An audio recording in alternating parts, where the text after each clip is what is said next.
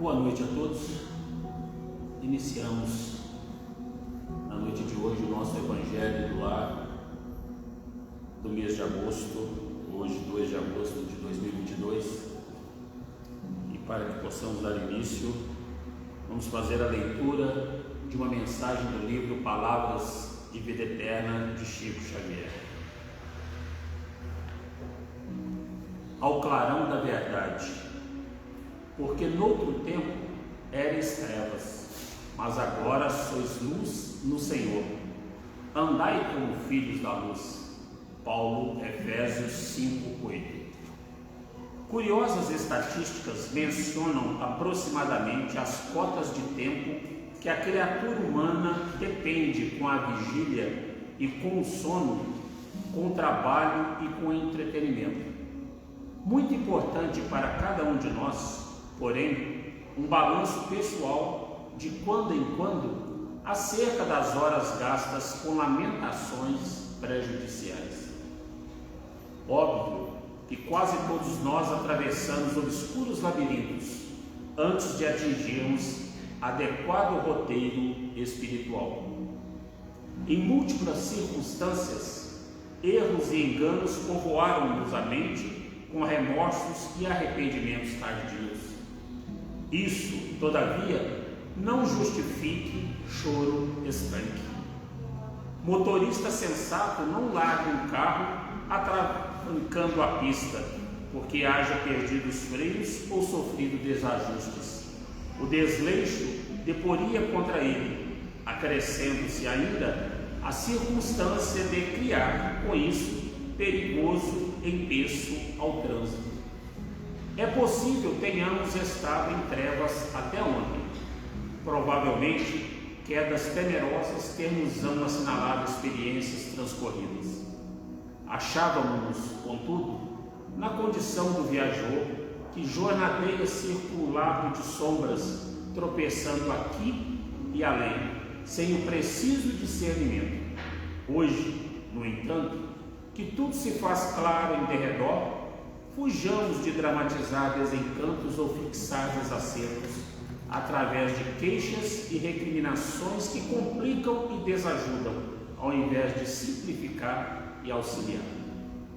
Assevera Paulo refletidamente: porque noutro tempo erais trevas, mas agora sois luz do Senhor, andai como filhos da luz. Raras pessoas conseguirão afirmar que desconhece as tentações e os riscos do nevoeiro, mas todos nós, presentemente transformados ao clarão da verdade, podemos caminhar trilha adiante, renascidos na alvorada do conhecimento superior, para o trabalho da luz. Elevemos os nossos pensamentos a Deus, a Jesus, governador do orbe, a espiritualidade maior que nos assiste, nos intui e vela por cada um de nós, encarnados e desencarnados neste instante.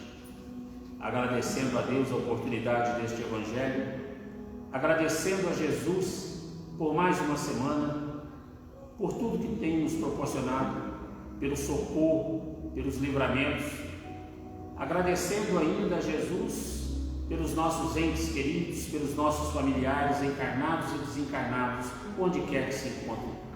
Que a luz que almejamos para nós recaia sobre cada um de igual forma. Te agradecemos, ó Pai, pelo alimento, pela água, pelo teto e pelo agasalho. Te agradecemos pela nossa saúde e pela nossa família. Te agradecemos também por aqueles que ainda se julgam nossos inimigos, que eles possam nos perdoar e que possamos perdoá-los.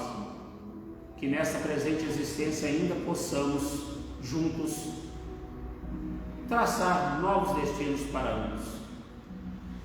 E queremos rogar a nossa Mãe Santíssima, juntamente com seus servos, que nesse instante possa levar a todos os nossos irmãos que partiram pela porta do suicídio, que se encontram na pátria espiritual, o equilíbrio, a paz, a serenidade, hoje, agora e sempre. Que assim seja.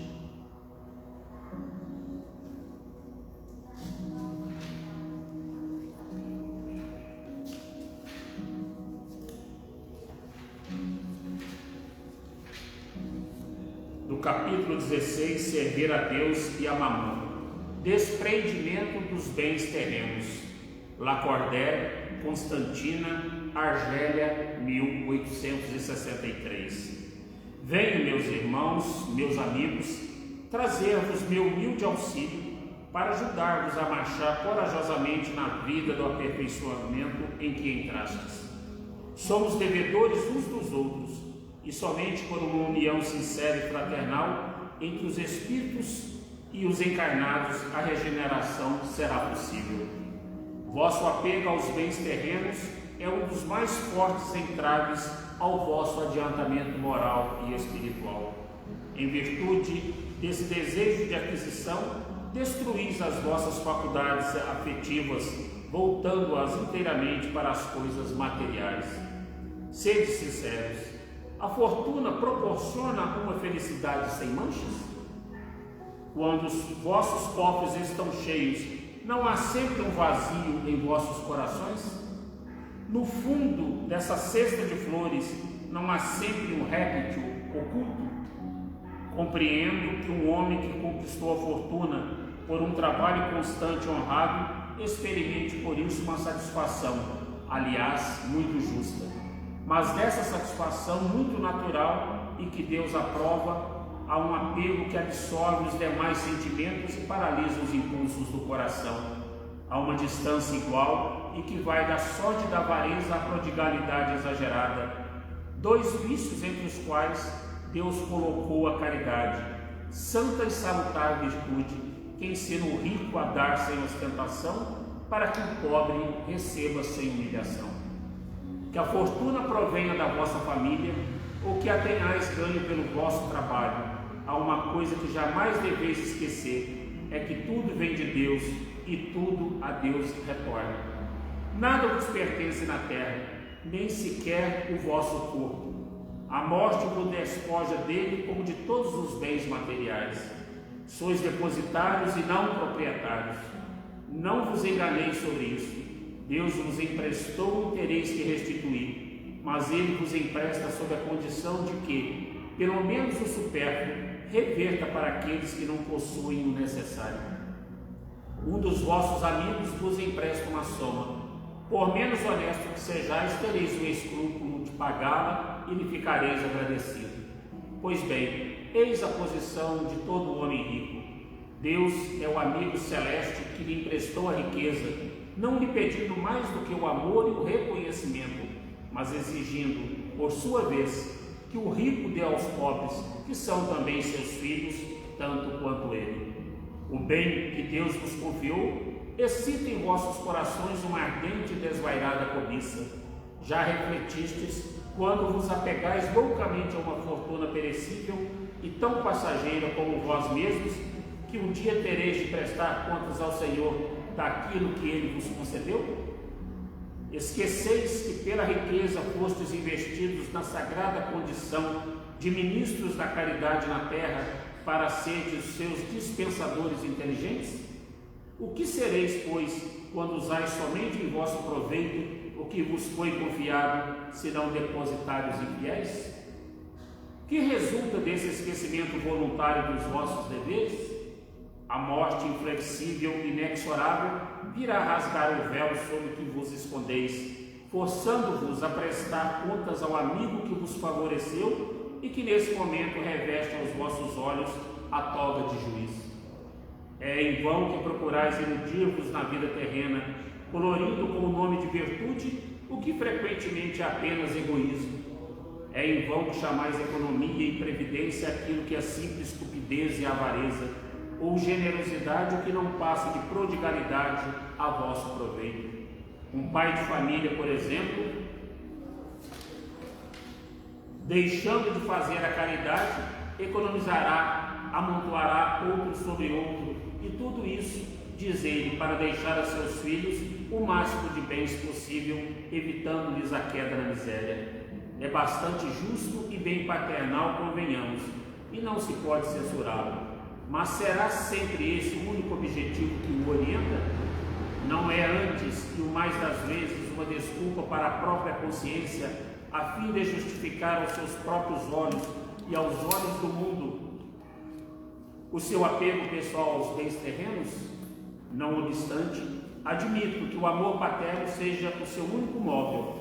Será esse o motivo para fazer esquecer dos seus irmãos perante Deus? Quando ele mesmo já vive no supérfluo, deixará os seus filhos na miséria simplesmente por deixar-lhes um pouco menos desse supérfluo? Com isso, não estará lhes dando uma lição de egoísmo que lhes endurecerá o coração? Não será asfixiar neles o amor do próximo? Pais e mães, estais num grande erro, se acreditais que com isso aumentais o afeto de vossos filhos por vós, ensinando-lhes a serem egoístas para com os outros, ensinai-lhes a serem para vós mesmos. Então, nessa mensagem de Lacordaire, nós podemos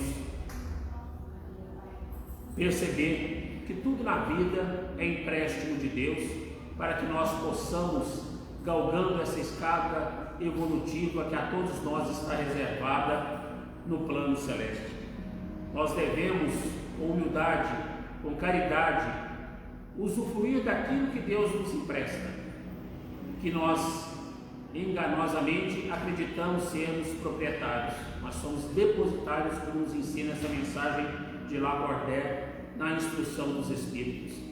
Que nós possamos fazer valer desse aprendizado, dessas máximas do Cristo, não servir a Deus e a Mamon, a fim de que nós possamos auxiliar a todos aqueles que caminham conosco nessa jornada, aqueles que têm mais, que possam doar mais, e do nosso supérfluo, pelo menos como nos ensina a mensagem, possamos auxiliar aqueles que com tantas dificuldades nada têm e que trajetam conosco nessa senda evolutiva.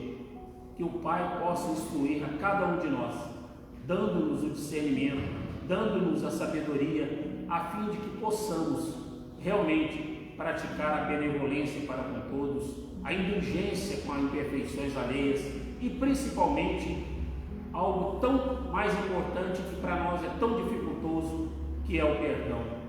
Perdoar aqueles que foram causadores de muitas dissensões, de muitos infortúnios, de muitas mazelas que hoje nós estamos ou poderemos estar atravessando e a quem nós culpamos. Então, que o perdão possa ser a tônica da nossa existência, porque, como eu costumo dizer, o ódio, o rancor, o sentimento é um copo de veneno que nós tomamos esperando que o outro morra. Então, nós temos que tirar isso de dentro de nós, esse rancor, essa mágoa, esse sentimento, nos despirmos de todo orgulho e egoísmo que ainda reina grandemente dentro de cada um de nós.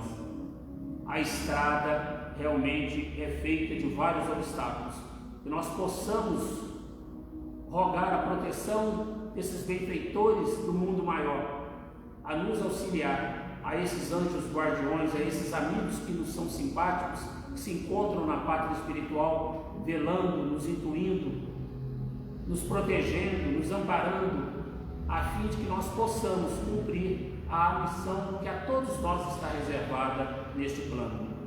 Que Jesus possa, na sua grandeza, diante da nossa pequenez, nos auxiliar nessa trajetória. Que nós possamos, através da oração do Evangelho no lar, amealhar para junto de nós esses espíritos bondosos, caridosos, que nos intuem sempre na prática do bem.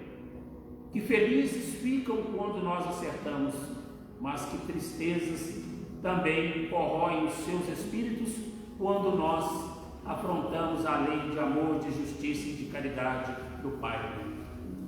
Que nós possamos orar sempre, a fim de que possamos ter junto de nós esses irmãos abnegados, que possamos estar sempre intuídos, praticando o bem, sem olhar a quem.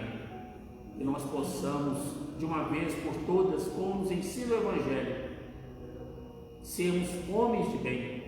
Infelizmente, nós ainda estamos muito distante de praticarmos toda a caridade que nos é possível, mas o Evangelho nos ensina a termos um roteiro, um norte, com as virtudes necessárias para que nós tornemos homens de bem. Hoje, ainda, cada um de nós, muitas das vezes, pensamos, nos exortamos se é realmente necessário, se é realmente profícuo praticar a caridade, praticar o bem, diante de tanto orgulho, diante de tanto egoísmo, diante de tanta podridão que existe ainda no círculo da Terra, nesse planeta de provas e expiações. Muitas das vezes chegamos a pensar ser tolice praticarmos a bondade, praticarmos a caridade com quem quer que seja, porque o que a gente tem percebido é que o egoísmo se alastrou de tal forma, o orgulho está esparramado em todos os rincões e desta forma deixando pouco espaço para que possamos realmente praticar a caridade em toda a sua inteireza. Que Jesus possa nos auxiliar, que Ele possa continuar nos dando como norte esse Filho maravilhoso que nos concedeu para ser o governador do plano terra, Jesus, e juntamente com toda essa pleiade de irmãos abnegados do plano espiritual, sempre a nos trazer mensagens na prática do bem, na prática do amor e na prática da caridade. Que o Evangelho da noite de hoje possa alimentar os nossos espíritos, possa nos trazer o consolo, possa nos trazer a fé e a confiança de que dias melhores sempre estarão por vir, que tudo é passageiro, como a felicidade é passageira, como as dificuldades são passageiras, como as tristezas são passageiras. Nós temos que crer que amanhã, após uma noite escura, o sol irá brilhar para todos, indistintamente bons e maus. Então, que o Evangelho nos conceda esse equilíbrio, nos conceda essa sabedoria, esse discernimento, para que nós possamos trilhar como depositários fiéis de tudo que Deus nos concedeu na prática do bem, na prática do amor e na prática da caridade. Agradecemos, Senhor Jesus, por mais essa oportunidade bendita. Agradecemos a espiritualidade maior. Te agradecemos também, ó Pai, a presença desses irmãos que se fizeram presentes com a vossa permissão para aprender conosco na tarde de hoje sobre os vossos ensinamentos. Que possamos ter uma semana de paz, de serenidade, de equilíbrio e principalmente de muito amor, de muita benevolência, de muita indulgência e de muita caridade para todos que se acercarem junto de nós, Pai. Onde quer que nos encontremos, possamos levar os vossos ensinamentos. Possamos, Senhor Jesus, antes de tudo, porque a palavra convence, mas os exemplos arrastam, e que possamos ser exemplos de atitude na prática do bem e do amor. Seja conosco, Pai, hoje, agora e sempre, que assim seja. Boa noite a todos, gratidão por mais essa oportunidade e que o Senhor, Deus, possa abençoar a cada um de nós, hoje, agora e sempre. Que assim seja.